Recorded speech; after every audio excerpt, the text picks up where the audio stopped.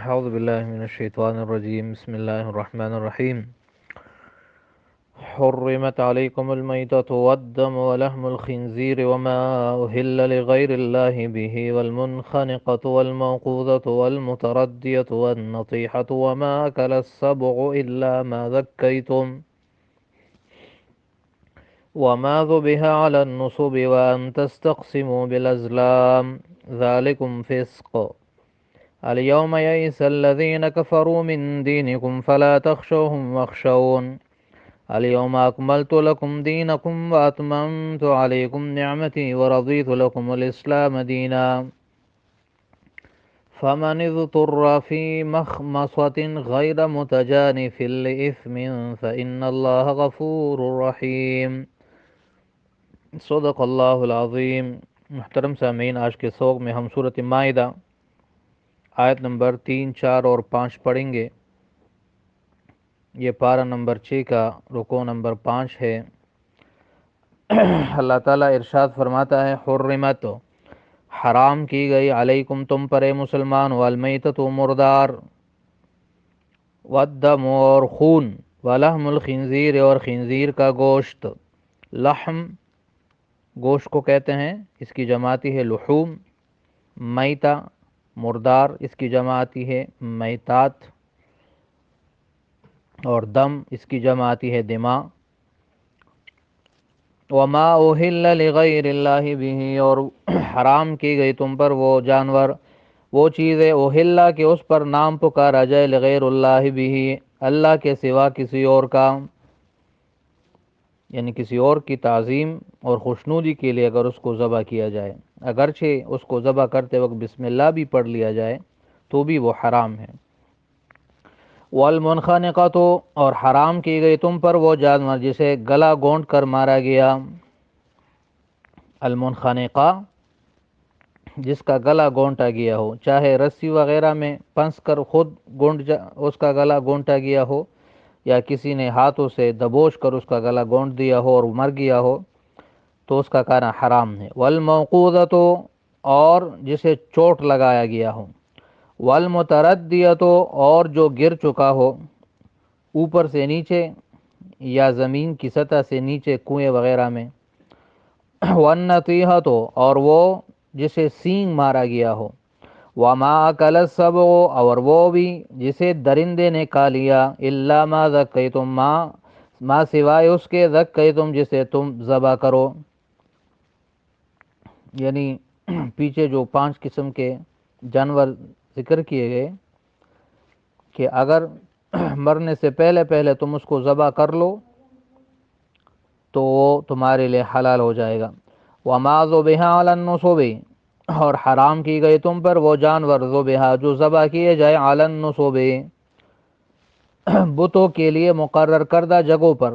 وان تستقسموا، اور حرام ہے تم پر یہ کہ تم تقسیم کرو، بالازلام تیروں کے ساتھ. ان تستقسموا، یا یہ کہ تم حصے بنا لو، بالازلام تیروں کے ساتھ. یہ 2 ترجمے ہیں، تقسیم کر لو تم یا حصے بنا لو تم، بالازلام تیروں کے ساتھ. ازلام جمع ظلم کی ہے، جیسے جمل ہے.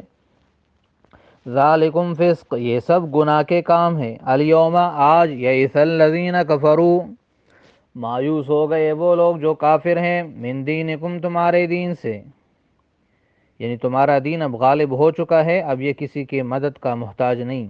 فلا تخشوہم واخشون، بس تم ان سے نہ ڈرو اور مجھ سے ڈرو. الیوم اکملت لکم، آج میں نے مکمل کر دیا تمہارے لیے، دینکم تمہارے دین کو، یعنی حلال حرام جائز ناجائز سب کچھ بتا دیا. اب اگر اس میں کچھ اور ہوگا تو وہ بدعت ہوگی. واتممت علیکم نعمتی، اور میں نے پوری کر دی تم پر اپنی نعمت. ورضیت، اور میں نے پسند کیا، لکم الاسلام تمہارے لیے اسلام کو، دیناً بطور دین، کہ اب قیامت تک نجات صرف اسلام میں ہوگا. فمن اضطر، پر جو کوئی مجبور ہو گیا، یعنی بہت زیادہ اسے بھوک نے ستا لیا اور وہ مردار کے کھانے پر مجبور ہے. فمن اضطر، پر جو کوئی مجبور ہو جائے، فی مخمصۃ بھوک میں، غیر متجانف لإثم، اس حال میں کہ وہ گناہ کی طرف مائل نہ ہو، یعنی وہ حد سے تجاوز کرنے والا نہ ہو اور مردار کو اور حرام کو حلال سمجھنے والا نہ ہو، بلکہ اس کی مقصد صرف جان بچانا ہو اور وہ مردار کھا لے۔ فَإِنَّ اللَّهَ غَفُورٌ رَحِيمٌ، تو بے شک اللہ بڑا بخشنے والا بڑا مہربان ہے۔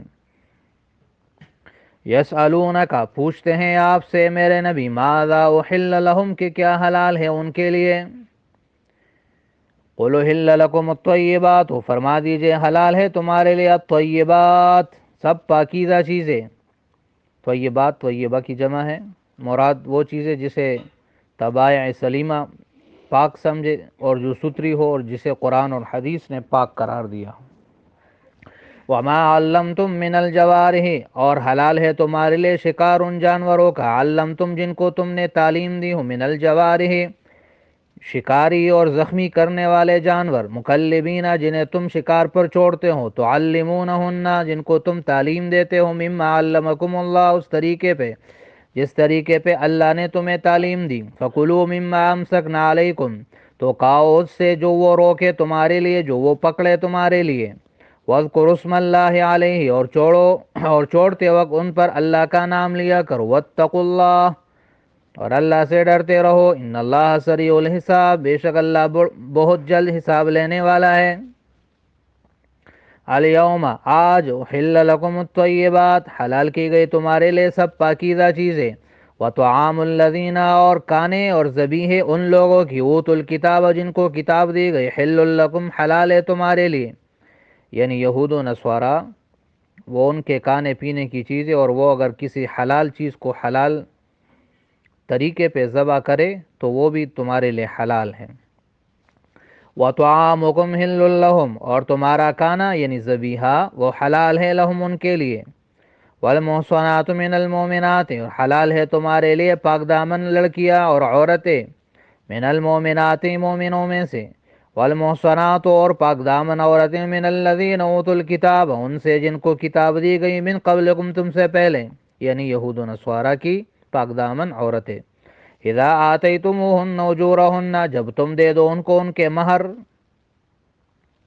محسنین اس حال میں کہ تمہارا مقصد پاک دامنی حاصل کرنا ہو، غیر مصافحین نہ کہ صرف خواہش پوری کرنا، ولا متخذی اخدان، اور نہ چھپی دوستیاں کرنا، ومن یکفر بالایمان، اور جو ایمان کے بعد کفر کرے گا، فقد حبط، تو یقیناً ضائع ہو جائیں گے، عملہ اس کے اعمال، وہو فی الآخرۃ، اور وہ ہوگا آخرت میں، من الخاسرین نقصان اٹھانے والوں میں سے۔ محترم سامعین، کل کے سوگ میں آیت نمبر 1 میں اللہ تعالیٰ نے وعدہ کیا تھا اور اشارہ دیا تھا کہ کچھ جانور تم پر حرام ہے، تو اب آیت نمبر 3 میں ان حرام چیزوں کا تذکرہ ہے۔ پہلی نمبر پر میتہ ہے، مردار، یعنی جو خود بخود مر جائے بغیر شرعی ذبح کے، اس کو مردار کہتے ہیں۔ ہاں، ایک مسئلہ یاد رکھے کہ دو قسم کے مردار ہمارے لیے حلال ہے، ایک ٹڈی اور ایک مچھلی۔ اور دوسرے نمبر پر جو حرام چیز ہے وہ ہے خون، اس سے مراد دم مسفوح بہنے والا خون ہے، جو ذبح کے وقت بہتا ہے وہ حرام ہے۔ اس میں بھی دو استثناء ہے، نبی علیہ السلام فرماتے ہیں دو خون ہمارے لیے حلال ہے، ایک ہے جگر کا اور ایک ہے تیلی کا۔ تیسری چیز جو حرام ہے وہ خنزیر کا گوشت ہے، خنزیر نجس العین ہے، اس کے تمام اجزاء حرام ہے۔ اور نمبر 4 وہ تمام حلال جانور جو اللہ کے علاوہ کسی اور کی تعظیم اور رضا کے لیے ذبح کیے جائے، بتوں کے نام پر یا نبی کے نام پر یا ولی کے نام پر یا پیر کے نام پر، وہ سارے حرام ہیں، اگرچہ اس کو ذبح کرتے وقت بسم اللہ پڑھی جائے، جیسے آج کل مزارات پر کچھ لوگ بابا پیر کے نام پر وغیرہ مسلمانوں میں اس طرح کرتے ہیں، اور ان سے مقصود یہ ہوتا ہے کہ اگر ہم اس کو وہاں ذبح کریں گے تو یہ خوش ہو جائے اور ہماری سفارش کرے گا، تو یہ ساری چیزیں حرام ہے، اس سے بچنا چاہیے۔ منخنقہ جس کا گلا گونٹا گیا، موقوذہ جسے لاٹھی سے یا چوٹ لگا کر مارا گیا، والمتردیہ جو گر کر مرا ہو، چاہے اوپر سے نیچے جیسے چھت سے یا پہاڑ سے یا زمین کی سطح سے نیچے کنویں وغیرہ میں گر کر، والنطیحہ جسے سینگ لگا کر مارا گیا، اور وما کل السبع اور وہ جسے درندے نے کھا لیا، تو یہ ساری وہ چیزیں ہیں جو حرام ہیں، الا ما ذکیتم، ہاں مگر جسے تم ذبح کرو۔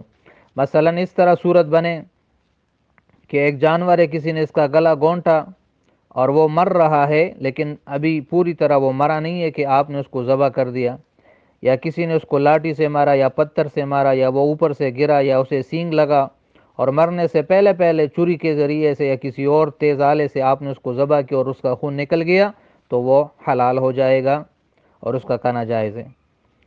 وما ذبح علی النصب، یہ اس طرح ہوتا تھا کہ عربوں میں بتوں کے نام پر کچھ جگہ مقرر کی تھی اور وہاں اس بت کے لیے وہ جانوروں کو لے کر ذبح کرتے تھے، تو اللہ نے فرمایا کہ وہ بھی حرام ہے۔ ان تستقسموا بالازلام، کہ تم تیروں سے تقسیم کرو، یہ یا تیروں سے قسمت معلوم کرو، تقسیم کرو یا قسمت معلوم کرو، دونوں معنی ہیں۔ قسمت معلوم کرنا، فال لینا، یہ اس طرح وہ کرتے تھے کہ انہوں نے کچھ تیر رکھے ہوتے تھے خانہ کعبہ میں حبل بت کے ساتھ، یا ابراہیم علیہ السلام اور اسماعیل علیہ السلام کے انہوں نے مجسمے بنائے تھے، ان کے ہاتھوں میں دیے تھے، تو اس میں کسی تیر پر لکھا ہوتا تھا کہ کرو، کسی پر لکھا ہوتا تھا کہ نہ کرو، کوئی خالی ہوتا تھا۔ تو جب یہ سفر پر جاتے یا نکاح کر لیتے یا نکاح کا ارادہ ہوتا تھا تو وہاں پر اس سے اپنی قسمت معلوم کرتے تھے، اور اس سے ان کا عقیدہ یہ ہوتا تھا کہ اس سے ہمارے یہ بت جو ہے یہ خوش ہوتے ہیں اور یہ ہم ان سے مشورہ لیتے ہیں۔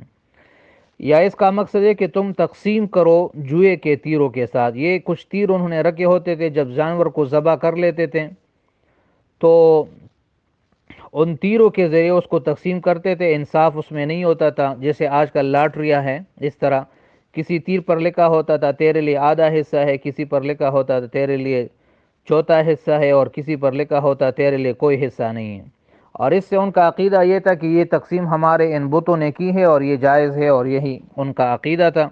تو اللہ تعالیٰ نے اس کو بھی حرام کر دیا کہ اس طرح تقسیم کرنا یا اس طرح فال اور قسمت معلوم کرنا یہ سب ناجائز ہے۔ جیسے آج کل مسلمانوں میں لاٹریاں مختلف قسم کی، وہ ہاتھ کی لکیریں اور نجومی، یہ مختلف قسم کے جو اس طرح قسمت کا حال بتاتے ہیں، تو یہ ساری ناجائز چیزیں ہیں۔ اصل جو ہے وہ اللہ تعالیٰ پر یقین اور بھروسہ ہے، یہ سارے گناہ کے کام ہیں۔ آگے آیت نمبر 4 میں ہے کہ شکاری جانور اگر تمہارے لیے کچھ شکار کرے تو وہ تمہارے لیے حلال ہے، لیکن اس میں چند شرائط ہے کہ ایک تو وہ چیز یعنی وہ جانور جسے تم شکار پر چھوڑتے ہو وہ تعلیم یافتہ ہو، اسے تم نے تعلیم دی ہو۔ تعلیم یہ ہے کہ اگر تم اس کو شکار پر چھوڑو تو تب وہ جائے، اپنی مرضی سے نہ جائے، اور اگر تم اس کو واپس بلاؤ تو تمہارے کہنے سے وہ واپس آئے۔ دوسری شرط یہ ہے کہ وہ زخمی کرے شکار کو۔ تیسری شرط یہ ہے کہ وہ تمہارے لیے پکڑے، خود اس میں سے نہ کھائے۔ اور چوتھی شرط یہ ہے کہ چھوڑتے وقت اس پر بسم اللہ یعنی اللہ کا نام لو۔ تو اس طرح شکاری جانور جیسے کتا، باز اور چیتا، یہ اگر شکار کرے تو یہ شکار اس کا کھانا یہ حلال ہے، چاہے مالک کے پہنچنے سے پہلے بھی وہ مر گیا ہو یا اس کے پہنچنے سے پہلے پہلے وہ زندہ ہو اور یہ اس کو ذبح کرے، یہ دونوں صورتوں میں جائز ہیں۔ لیکن ایک صورت ناجائز ہے کہ یہ اگر یہ جانور یعنی کتا، باز وغیرہ اگر اس میں سے کھا لے تو پھر اس کے لیے اس کا کھانا جائز نہیں ہوگا۔ اس کا مطلب یہ ہے کہ یہ کتا جو ہے یہ شکاری نہیں ہے، اس نے یہ شکار آپ کے لیے نہیں بلکہ اپنے لیے کیا ہے۔ آیت نمبر 5 میں ہے کہ تمہارے کھانے کی چیزیں اور ذبیحیں یہود و نصارہ کے لیے حلال ہے، اور ان کے کھانے کی پینے کی چیزیں اور ذبیحیں ان تمہارے لیے حلال ہے، اور ان میں سے جو پاک دامن عورتیں ہیں ان سے نکاح تمہارے لیے جائز ہے اور حلال ہے۔ یہ پاک دامن کا شرط یہ اللہ تعالیٰ نے لگا دی، یہ بہت ضروری ہے۔